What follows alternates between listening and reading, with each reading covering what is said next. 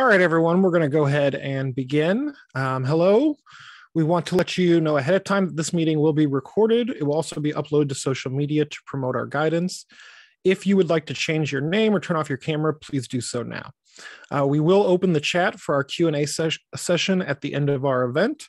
And just to make sure, because of the nature of the law, we will be talking about weapons, violence, and assault.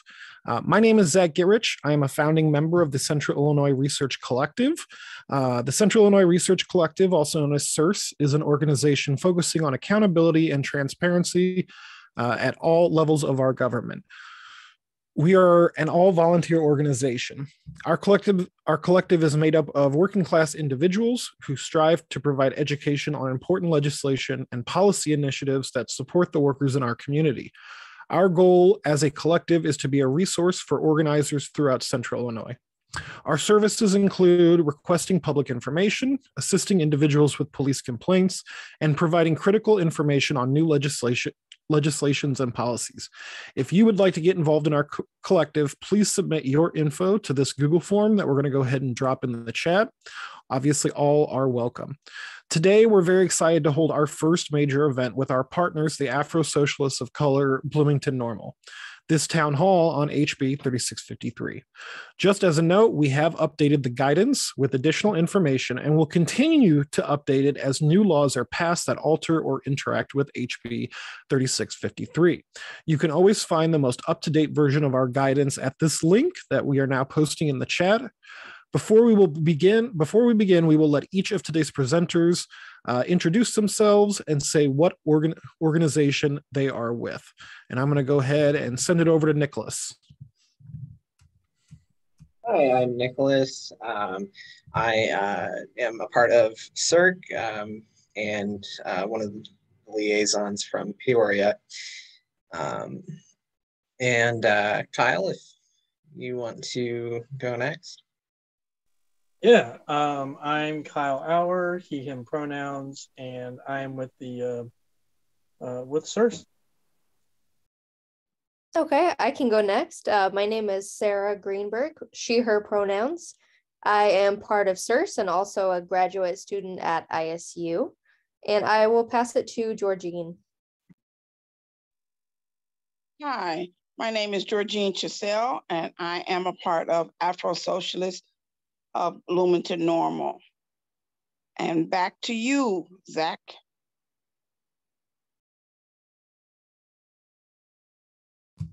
Thank you so much, Georgine. And I do want to give a real quick chance for Alan Axelrod to go ahead and introduce himself real quick. My name is Alan Axelrod, pronouns he, him. I'm a member of the Central Illinois Solidarity Research Collective.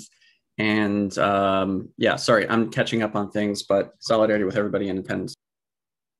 All right, thank you so much. With that, let's begin. Go ahead and go to the next slide. So I'm going to begin with our executive summary. The Illinois legislature passed a number of important criminal justice reforms in the form of HB 3653. The Central Illinois Research Collective and other organizations support these reforms. CIRC is releasing this guidance to assist local municipalities in interpreting and implementing HB 3653.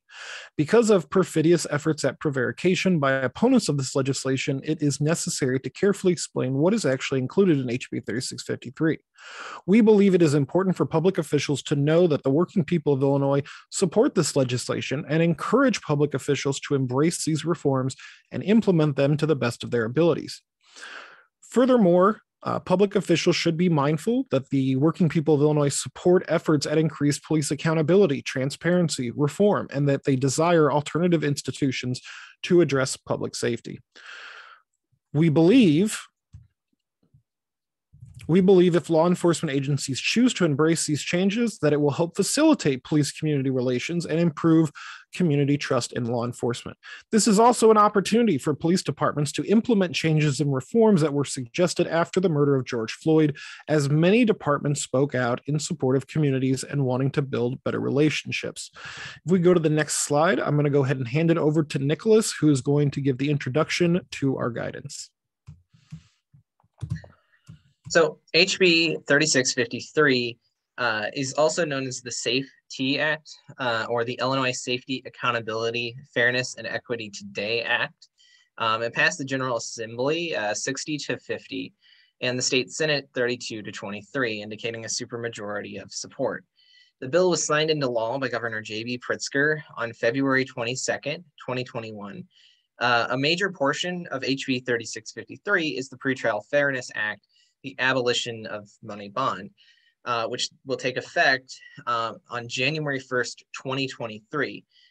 This date was delayed with negotiation at request of the Illinois Supreme Court and other system stakeholders to allow the court time to transition to the new system. All other provisions of the law, including police decertification, ending prison gerrymandering, body cam requirements, and the use of force changes have varying effective dates. This guidance includes all follow-up laws that alter HB 3653, including HB 3443 and the Stefan Watts Act. The following measure are included in HB 3653, and we will post a copy of the full law in the chat. I now will hand it over to Kyle Auer to talk about the different effective dates. All right, so to kind of get started, just a quick FYI, this is over a 700-page bill, and because of such, there are a lot of changes, a lot of things that are being implemented here. So bear with me because it is a lot. So this starts July 1st, 2021. So first off, it's gives statewide use of force policy, no driver's license suspensions from failure to pay fines. If your license is currently suspended because of unpaid fines, you can go to your local DMV to get your license back. It requires maintenance of public misconduct records and requires the use of special prosecutors in officer-related deaths. Requires departments to create a policy for receiving non-notarized complaints, greater reporting to the Illinois Attorney General and federal government on deaths and use of force, complete ban on chokeholds, requires statewide standards and services for officers to receive regular mental health screenings and assistance while ensuring that counseling and screenings remain confidential, imposes upon police a duty to intervene in the excessive use of force by another officer and to render aid when necessary, enhances whistleblower protections for officers. Next slide, please. Victims qualified for restitution regardless of criminal history. Previously, some people with criminal histories who later themselves become victims of crimes were ineligible to the restitution they deserved. There is a ban on military equipment, such as bayonets, grenade launchers, armored vehicles, weaponized aircraft, vessels or vehicles, firearms, and ammunition of .50 caliber or higher. There are changes in the parameters of no-knock warrants, requires safety plan for children and bystanders. All officers must wear body cams while serving warrants, and must verify the correct address. It also makes it a Class 3 felony for an officer to do the following: to lie about their conduct, withhold information or lie about another officer's conduct, and to not follow Illinois body cam laws. Next slide, please. It prohibits people with less than 4 months on their sentence from being imprisoned, and allows them to be diverted to EM or electronic monitoring or another DOC facility or program. It increases services and programming for pregnant prisoners and requires medical treatment of prisoners and detainees without unreasonable delay. Specifically for the Pretrial Fairness Act, there is statewide data keeping of pretrial information, and home incarceration counts towards credit regarding time served. Next slide, please. So effective as of January 1st of this year, mandates certification of police officers through the Illinois Law Enforcement and Training Standards Board and lowers threshold for decertification of officers. Previously, it was extremely difficult to decertify officers. The requirements were that officers must be convicted for a felony before they could be decertified. House Bill 3653 dramatically lowers the threshold and allows the Illinois Law Enforcement and Training Standards Board to perform its own investigations. Officers can now be decertified even if no charges were filed. But there was substantial evidence that would have led to the prosecution. This is critical because many local state's attorneys are reluctant to hold police officers accountable because they are colleagues and they work together and they have similar class interests. It expands police training on use of force and crisis intervention, as well as first aid training. Police and municipalities with populations of 500,000 or more must wear body cams. It adds new detainee rights when in police custody, including the right to make 3 free phone calls within 3 hours of arrival at the police station and before questioning occurs. The ability to retrieve phone numbers contained in their cell phone's contact list prior to the phone being placed in inventory requires prominent notice of these rights in police stations and booking rooms. It also requires that the telephone number to the public defender or appointed attorney's office must be displayed. Specifically for the Pretrial Fairness Act, people on electronic monitoring are guaranteed movements to perform essential tasks. They're also guaranteed movements at least 2 days per week to care for loved ones and themselves. There's a review of EM restrictions by a judge every 60 days, and it requires individuals on home confinement to be in violation over 48 hours before they can be charged with a felony escape. We'll talk about more on electronic monitoring later on in this presentation. Next slide, please. So effective as of January 1st, 2023, the Pretrial Fairness Act abolishes money bail. There must now be an underlying offense for resisting arrest charges. No more I'm going to charge you with resisting arrest even though you're under arrest. You aren't under arrest for another crime. Police have greater discretion in who they incarcerate and who they give summons to. And police and municipalities with populations of 100,000 or more, but under 500,000 must wear body cams. Next slide, please. Effective as of January 1st, 2024, police and municipalities with populations of 50,000 or more, but under 100,000 must wear body cams. Next slide, please. Effective as of January 1st, 2025, ends prison gerrymandering, the practice under the current law of counting prisoners toward a jurisdiction's census count rather than their permanent address. Police and municipalities with populations under 50,000 must wear body cams. And that is everything that is in the bill. And now I will pass it off to Alan on what this bill is not including. So let's talk about what this act does not. It does not abolish qualified immunity. It does not place restrictions on police collective bargaining. It does not include residency requirements for officers. It does not impose financial penalties for violation of the law or failure of agency to comply with the law. It does not eliminate felony murder. Murder is still a felony, despite the misinformation that's been out there. And CIRC officially recommends all individuals abstain from committing murder. It does not eliminate charges for habitual offenders. If you frequently commit crimes, you can still be charged for those crimes. If it does not prevent you from purchasing camouflage uniforms, fully automatic weapons, silencers, drones with military-grade surveillance, chemical incapacities, including or incapacitates, including tear gas and other chemical irritants.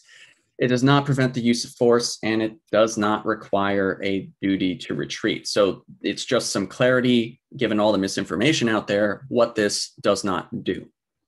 Okay, that would be me next. That's use of force. Use of force is an essential function of policing.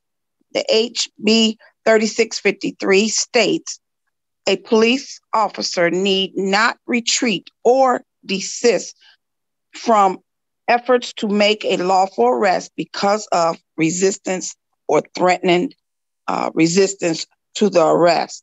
He is justified in the use of any force which he reasonably believes, based on the totality of the circumstances, to be necessary to affect the arrest, and of any force which he reasonably believes, based on the totality of the circumstances, to be necessary to defend himself or another from bodily harm while making the arrest. Next slide, please. Police are prohibited from using force when force involves a chokehold or any restraint above the neck that could cause asphyxiation. Force is used as a punishment, i.e. torture. Force involves kinetic projectiles aimed at a person's head, neck, back, or genitals.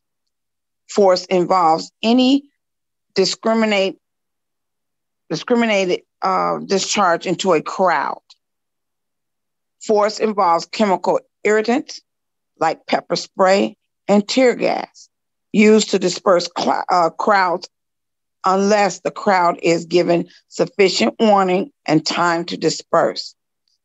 Does not apply if there is a belief such time would unduly harm an officer. Next slide, please. Use of lethal force. An officer is justified in using lethal force when such force is necessary to prevent death or bodily harm to himself or such other person, or a fleeing subject who committed a forcible felony is likely to cause great bodily harm. Next slide, please. An officer is not justified in using lethal force when a person is only a danger to themselves and not others, or a person whose only suspected crime is a property crime, unless that crime is terrorism. When there is no longer an imminent threat of great bodily harm to the officer or another. All right, I'm going to go ahead and go over. These are our official recommendations. The first is to develop clear procedures for cite and release practices, empower police and civilian review boards to accept anonymous police complaints and properly investigate complaints, begin the work to fully fund and expand pretrial service departments, initiate a hiring freeze of corrections officers or other jail staff, and invest in alternative first responders and deflection programs. And I'm going to go ahead and hand it over to Nicholas, if we could also get the next slide, and he's going to talk to us about cite and release practices. Yeah. All right. So we're encouraging law enforcement agencies to consolidate and affirm their procedures for citing and releasing those accused of Class B and C traffic and criminal misdemeanor offenses, or of petty and business offenses who pose no obvious threat to community or any person, or who have no obvious medical or mental health issues that pose a risk to their own safety. Citation in lieu of arrest authorizes law enforcement to release a subject in appropriate, nonviolent cases with a date to appear in court, rather than being subjected to formalized arrest and booking procedures. This quote is from the Illinois Supreme Court's Commission on Pretrial Practices. Next slide, please.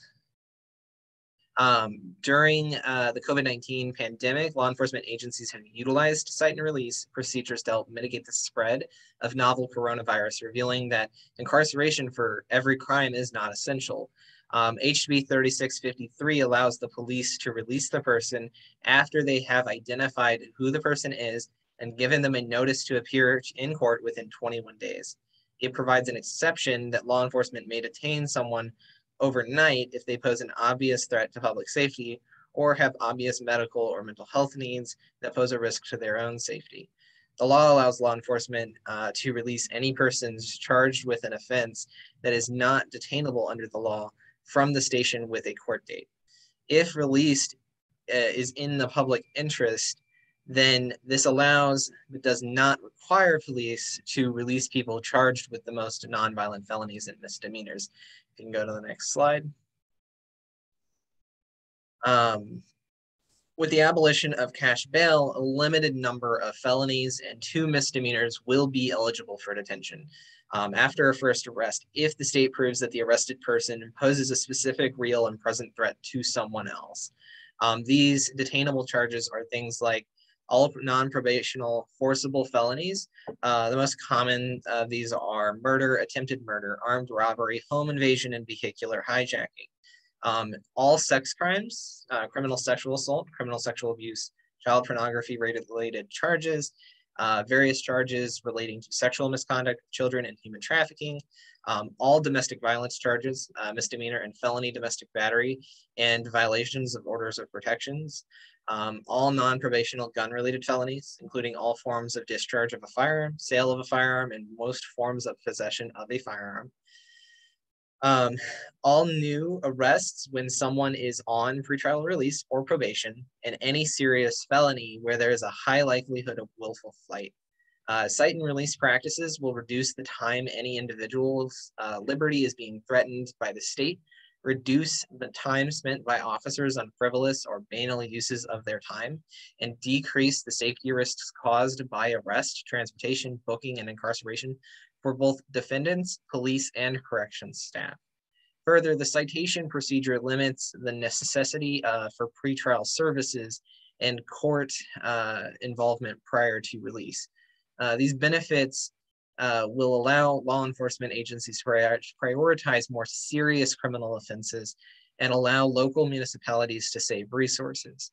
Public officials should direct their police department to implement cite and release policies that allow officers to cite and release individuals charged with certain crimes. They should direct police departments to apply cite and release to as broad a range of crimes as possible, with exceptions to those detainable charges listed in HB 3653. And they should implement and expand cite and release now. I am now going to hand this over to Georgine to talk about the officer complaint policies. Officer complaint policy. The law removes an outdated measure that forces residents in Illinois to sign a sworn affidavit in order to file a complaint against a police officer. The threat of being prosecuted for making a complaint, if even one material fact is not accurate, has discouraged many people from leveling legitimate charges against officers who have abused their authority. Law enforcement agencies and police civilian review boards or their equivalent should immediately create a policy for accepting and processing complaints without the requirement for a sworn affidavit, including processing anonymous complaints. Next slide, please. Previously, police complaints were permanently destroyed after 3 years. With HB 3653, all public records and non-public records related to complaints, investigations, and adjudications of police misconduct shall be permanently retained and may not be destroyed. The new officer complaint policies were effective July 1st of 2021 and should be in place at this time. Next slide, please. Public officials should check with their police and or sheriff's department to confirm these policies are in place. I'll hand it back over to our next presenter. All right, so now we're going to talk about the pretrial services departments. So we encourage county boards to immediately begin the process of fully funding a pretrial services department and its additional responsibilities. A pretrial services department is responsible for interviewing and screening all defendants before their court appearance to determine their eligibility for pretrial detention. Information derived from a pretrial interview, such as community ties, residency, employment, history of drug and alcohol abuse, and physical or mental behavioral health conditions, provide additional information that assists the courts in making informed bail decisions. To quote the bill, decisions regarding release, conditions of release, and detention prior trial should be individualized, and no single factor or standard should be used exclusively to make a condition or detention decision. Next slide, please. According to the Illinois Supreme Court's Commission on Pretrial Practices, quote, once an individual is ordered to pretrial supervision, pretrial services agencies shall meet with the individual to review the court-ordered conditions, establish expectations during pretrial supervision, answer questions, and review future court appointments. Pretrial services agencies shall monitor and maintain records of defendants' compliance with the conditions of release. Pretrial services agencies shall implement a system of court date reminders, including location, date, time of the court appearance. Reminders should be provided 1 to 3 days prior to each scheduled court appearance. Other services include check-ins, drug tests, electronic monitoring, and assisting people with transportation. We discourage the use of electronic monitoring and drug tests, as these are often tools for surveillance and punishment in the guise of services. Next slide, please.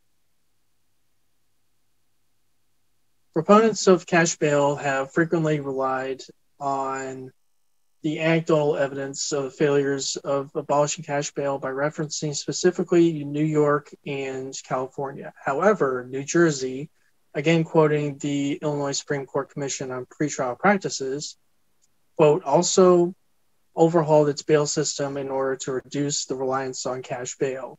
Criminal Justice Reform Act, passed in 2014 but not implemented until 2017, enacted sweeping systemic changes. Under New Jersey's new system, all defendants other than those facing life imprisonment are entitled to presumption of release. Pretrial detention is only allowed where a prosecutor convinces a judge that no conditions could protect the public or ensure that the defendant will return to court. At these hearings, defendants are represented by counsel, can call and cross-examine witnesses, and receive all the same information the prosecutor has. Since implementation, New Jersey has seen a dramatic reduction in pretrial jail populations, while failure to appear and rearrest rates have largely remained the same. Next slide, please. Furthermore, the law creates a distinction between willful flight, which is an intentionally avoiding trial, and simple failure to appear. Should someone unintentionally miss a court date, the Pretrial Fairness Act also reforms the warrant process. Previously, a judge must issue a warrant for immediate arrest. With HB 3653, the individual will be notified and given the chance to appear voluntarily, avoiding unnecessary arrests and saving valuable court and jail resources. We do not believe that failure to appear rates will increase with the abolition of cash bail. According to the Journal of American Judges Association, in 2012, a report on the Jefferson County, Nebraska failure to appear project and resulting court date notification program found that when defendants were reminded of their court dates, their court appearance rates increased from 79 to 88%. Therefore, we recommend that judicial districts create protocols for court reminders, including emails, text messages, calls, etc. We also recommend transportation assistance to and from courts be provided to those individuals needing it. County jails consistently have a pretrial population of 90%. With the abolition of cash bail, we expect those numbers to decrease. Next slide, please. County boards should initiate a hiring freeze of corrections officers and other jail staff. The board should not fill vacancies left by retirements. The money saved should be invested in the pretrial services department to maximize its success. Implementing pretrial supervision will require commitment to sufficient staffing and other resources. County boards should also verify that sheriffs are promptly implementing the new phone privileges and pregnant inmate protections as mandated by law. And now I will pass it over to Sarah to talk about electronic monitoring. Okay, so I will be talking about electronic monitoring. I'll start with a quote from the Illinois Supreme Court Commission on the Pretrial Practices. Electronic monitoring is available for pretrial supervision. However, its use should be limited and specific to a condition that requires close monitoring. And should electronic monitoring be ordered as a condition of release, no defendant shall remain in jail or have their supervision revoked due to their inability to pay electronic monitoring fees. So what is electronic monitoring? Electronic monitoring is the practice of releasing individuals pre-trial, but confining them to their homes. House arrest is another form of incarceration. It still destabilizes lives and families. It also prevents incarcerated individuals from doing basic tasks like grocery shopping, working, and seeking medical care. Next slide, please. The Pretrial Fairness Act does not abolish electronic monitoring, but it does place a number of important restrictions on its use that protect the rights of those subjected to it. First, it guarantees freedom of movement to accomplish those essential tasks that I talked about: grocery shopping, doctor's visits, attending job interviews, this kind of thing. It does require mandatory judicial review of electronic monitoring restrictions. That's every 60 days to redetermine if electronic monitoring is still necessary to both protect the public and also guarantee a person's appearance to trial.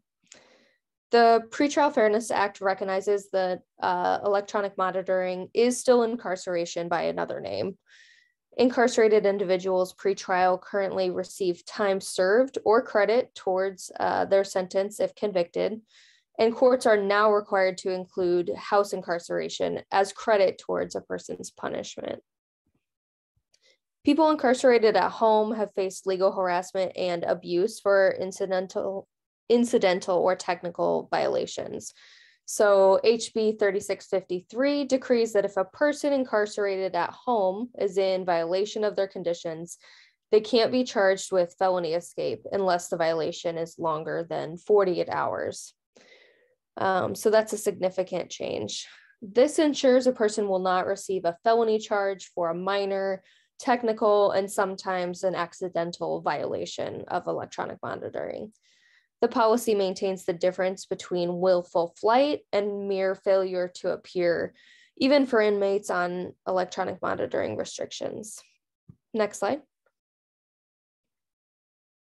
Public officials should review what companies judicial districts are contracting with to provide the surveillance equipment used with electronic monitoring. We think they should also review any fees associated with electronic monitoring and do everything they can in their power to reduce the fees or any debt that would be associated with those fees. And that is it on electronic monitoring. I will now pass it to Zach to talk about risk assessment tools. Thank you so much, Sarah.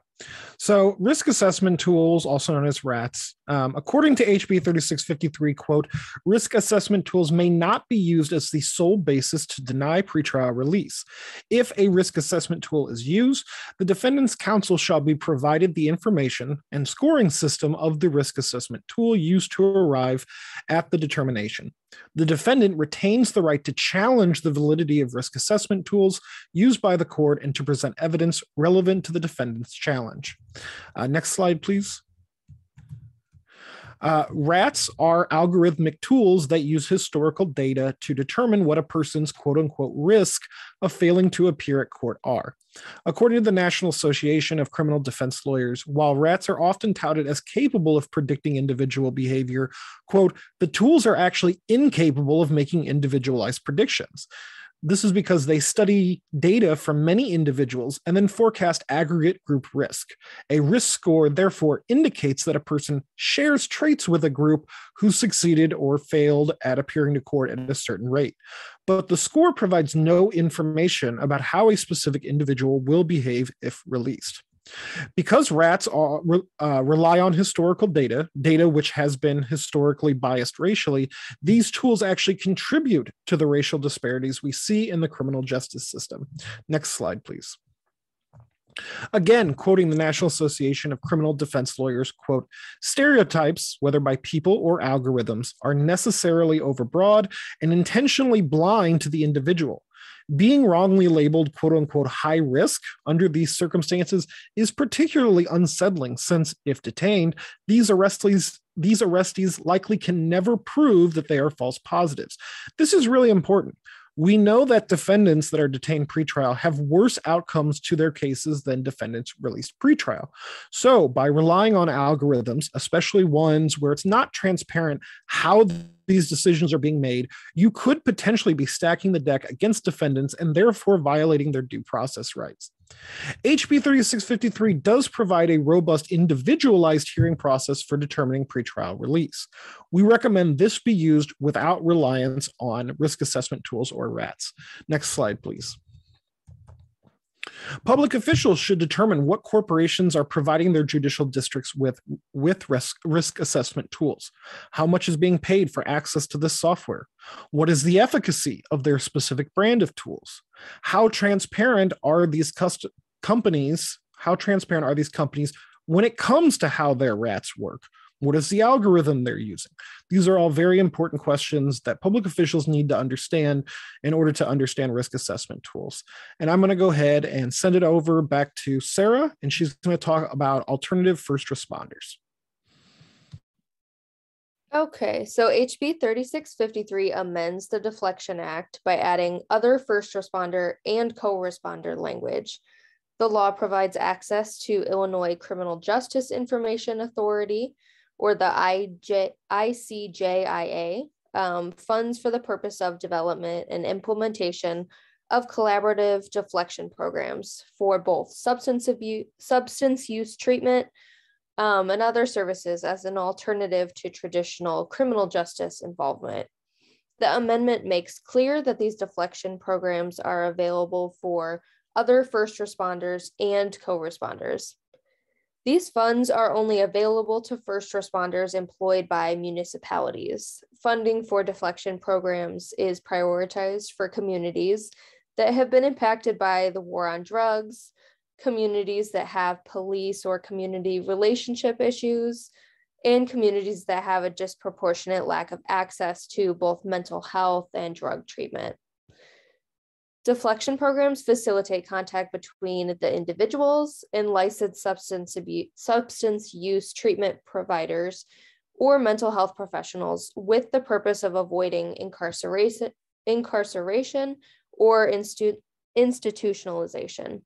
These programs must include procedures for participant identification, also screening or assessment, treatment facilitation, reporting, and ongoing law enforcement involvement as well. These programs also include, but are not limited to, post-overdose deflection, self-referral deflection, and active outreach deflection. So we all recommend that municipalities develop working relationships with local providers who can offer these services and also be on call. The law encourages co-responder approaches that incorporate behavioral health, peer or social work professionals with law enforcement or other first responders at the scene. Next slide. However, the Community Emergency Services and Support Act, CESA, signed into law of last year, 2021, prohibits police from responding to nonviolent or non-criminal mental and behavioral health calls unless no other alternative responders are available.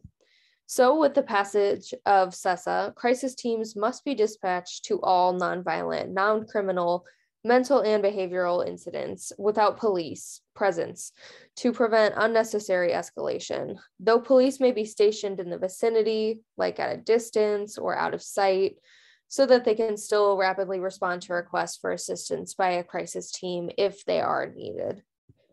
Next slide. CESA provides for mobile mental and behavioral health support without the involvement of law enforcement involvement. Its focus is on activity separate from the activity regulated in the Deflection Act. The mobile response transportation system provided under CESA pertains explicitly to the non-criminal emergencies in which law enforcement involvement is prohibited. The Deflection Act explicitly pertains to law enforcement involvement in criminal situations. HB 3653 and CESA do not conflict and they do complement each other. Next slide. So our collective recommends the creation of mobile response units composed of crisis teams of both first responders licensed by the Department of Human Services.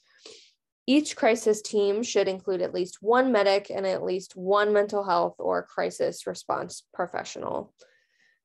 The fact that an individual is experiencing a mental or behavioral health emergency or that an individual has a disability diagnosis should not be sufficient to justify an assessment of threat to public safety to support a law enforcement response to a request for emergency response or medical transportation.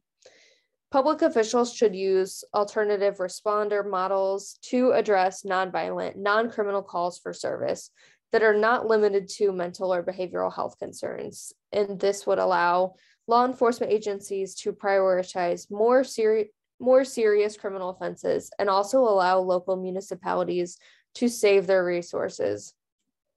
Any incident where criminal activity is present but could be held in abeyance pending engagement with treatment can include a co-responder model where crisis teams and law enforcement are the first on the scene. And Nicholas will now be talking about the review of our action guide. All right. So with Sarah's section over, that concludes our recommendations regarding HB 3653. Before we begin a short question and answer session, CIRC has created an action guide for organizers that we're going to drop in the chat that support HB 3653. If you would like to promote the bill in your own community, organizations wishing to co-sign to the HB 3653 guidance should review our action guide on best practices for promoting the guidance. The first step is identifying the power players in your community. Who would be responsible for implementing HB 3653 at the local level. This will include your city council members, police chiefs, county board members, sheriffs, and state's attorneys. This is called power mapping and is a necessary tool for any organizer. Once you know who and how to contact the power players in your community, let them know how you feel about HB 3653. Send them a copy of CIRC's official guidance. If you are an individual, submit a letter to the editor piece in your local newspaper. Organizations should issue press releases stating their public support for HB 3653 and the recommendations contained within the guidance. If your organization has capacity, give public comments at your city council or county board meeting. All gatherings of public bodies must contain a section of their agenda dedicated to public comments. Express your opinions directly to the public officials who work for we the people. Read out the recommendations of the guidance and enter it into the official public record. And finally, talk to your friends and family about HB 3653, why CIRC recommendations are important. Move them to action through social media and through email. We are now going to hand it over to Zach to open up for Q&A. Okay, thank you so much, Nicholas. We have opened up the chat, so if you do have any questions, we only have a couple minutes left, but go ahead and post them in the chat and we will try and answer them to the best of our abilities. So we'll give a couple minutes to see if there are any questions.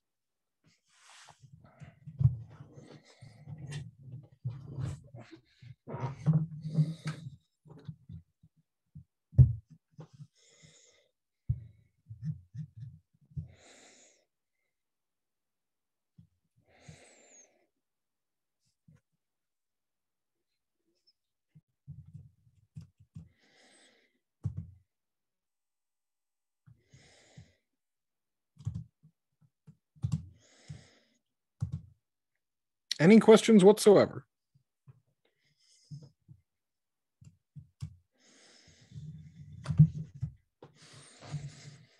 Okay, so it looks like our first question is, would you mind clarifying if this law defunds the police? So there's a couple of different ways of answering this. Did the legislators who put this bill in place, do they support defunding the police? Well, most of them have said no. So they do not believe that this law defunds the police. Most of this bill is reformist. It seeks to change the already existing institution in order to make it better. However, there are some really important things that will have the effect of defunding the police. And by defunding the police, we mean taking responsibilities away from the police and as well as resources at the same time. So a couple of good examples is the abolition of cash bail. If we have less people that are being incarcerated pre-trial, then that means that we will have less of a need for corrections officers. So that will create less responsibilities for them and open up funds for other things. Same thing with cite and release practices. The fact that every arrest that an officer makes can take multiple hours to actually process, whether it is filling out paperwork, transportation, actually incarcerating the individual. If a cite and release might take just a half hour, so that would dramatically decrease the amount of time that police are focusing on relatively minor offenses. And also at the same time, it will also increase safety for officers, because when you put handcuffs on somebody, if you ask police departments, that's one of the single most dangerous times it is to be a police officer, is when you're about to take away someone's freedom. And I know that they focus a lot on that part of training. So cite and release allows the possibility where we can avoid that altogether. And so most of this law is reformist, but some of this law will have the effect of taking responsibilities away from law enforcement. And therefore, we can take away some resources at the same time, because we do not support austerity. Austerity is when you cut someone's budget, but you don't change any of the responsibilities they have, or you add responsibilities. And that's not what we support. So that's my answer to that. We do have a question from Mr. Garcia. He says, how do you reconcile the alt response model and funding needs with local Bloomington Police Department preference for co-response models? Seems we have a local disconnect. I can also answer that the CESA, the Stefan Watts Act that was passed, it gets around any preferences that they might have for co-response models involving anything that is non-violent, non-criminal, mental or behavioral health. So the law is very, very clear. Unless there's literally no one else that can handle that type of call for service, then police are not supposed to be sent out to those situations. As far as co-response models, we do know that a lot of police departments want to continue or want to start using co-response models where they themselves will also be the first on the scene. We've already talked about how there are certain situations that go beyond CESA that that we think would be better with alternative responders, which means that the police officer is not the first responder on the scene and therefore is not necessarily in charge of that scene. Things like issuing death notifications, wellness checks. There's all sorts of situations that armed police officers are currently responding to that we could better utilize those resources by sending alt responders. And it looks like we don't have any other questions. So I'm going to go ahead and hand it over to Kyle. It looks like we had another question in the chat. Most crimes are not victimless. How does this law impede or coexist with the victim's Bill of Rights? Yeah, I mean, this does not conflict with any of the any victims' rights whatsoever. I will point out that when this legislation was being written, domestic abuse organizations were at the table. They were involved in writing this bill, and they support this bill because we took their concerns into account. So one last thing.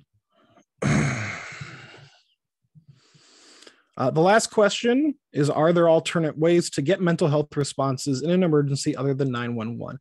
That's an excellent question. There is a new 3-digit number called 988 that will soon be going into effect within the next year. And this is going to be huge. This is going to be able to handle, right now, if you call 911, and the 911 dispatchers do an amazing job, but their job is specifically to dispatch. The 988 number that will be coming in, that it will be essentially the National Suicide Hotline. That number, which would be the one sending out any alt responders, will hopefully be trained in a way that they could handle the majority of the calls over the phone. And that will save an enormous amount of resources, while at the same time getting people the help that they need without resorting to violence or threat of violence. So finally, I'm going to go ahead and end the question answering and give our outro over to Kyle. All right, so as Zach said, we're going to pause questions about the bill. And if you have any unanswered questions, please don't hesitate to send an email to CIRC at CISolidarity@gmail.com. We want to thank all of you community members, allied organizations, and elected officials for attending this virtual town hall this Saturday. We believe that understanding and promoting proper implementation of this bill will impact communities around Illinois in a positive way. We also know how important it is to hold our officials responsible for ensuring that the justice this bill promotes. In case you would like to review or watch this recorded session, it will be uploaded on social media platforms and sent out via email you are registered with. We hope that you will share the resource with others. Lastly, don't forget to revisit the action step guide that we have created to guide you in your next steps. The success of this process depends on getting the word out about the bill to everyone we can. I hope you have a great rest of your weekend.